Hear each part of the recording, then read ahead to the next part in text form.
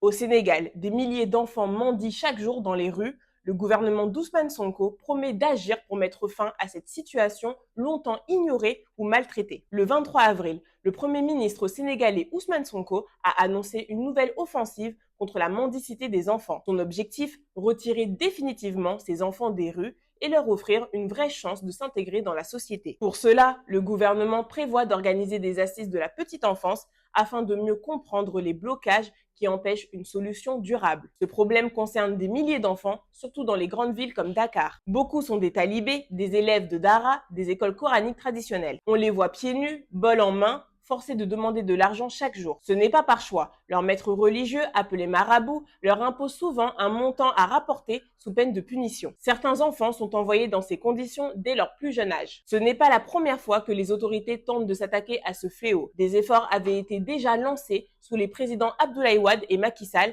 mais sans véritable succès. Cette fois, le gouvernement assure vouloir aller au fond du problème. Cependant, cette réforme s'annonce délicate.